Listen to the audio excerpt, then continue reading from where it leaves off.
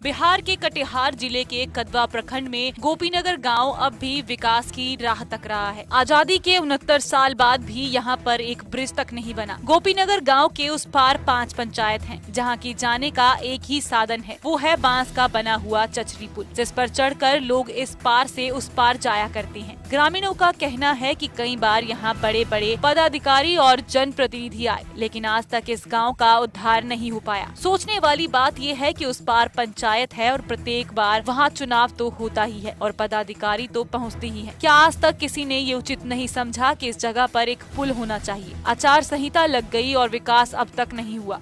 विधानसभा चुनाव प्रशासन के लिए एक चुनौती तो है ही, ये कोई नई बात नहीं है। हर बार चुनाव होता है और लोग वोट देते हैं, लेकिन इस बार गोपीनगर की जनता ने ये ठान लिया है कि विधानसभा चुनाव में भाग नहीं लेना है। इस बार किसी को वोट नहीं देना है। वहाँ की जनता चीख चीख कर अपने दर्द को बयां कर रही है। उसी चचरी पुल से होकर वो रोज अपने मोटर बाइक को लेकर पैदल जाते हैं। गाँव में अगर कोई बीमार पड़ जाए तो काफी परेशानी होती है, खासकर गर्भवती महिला जब पीड़ा से परेशान होती है तो इस चचरी पुल से उसे गोद में उठाकर इस पार लाया जाता है और अस्पताल पहुंचाया जाता है। इससे बड़ी शर्म की बात और क्या हो सकती है कि आजादी के 69 साल बाद भी इस तरह गांव नजर आ रहे हैं, जहां एक और विकास ही विकास दिखता है, वहीं दूसरी ओर हालात भी मुंह फेरे खड़े हैं। तो नहीं दे हम लोग वोट दे के ही क्या करेंगे?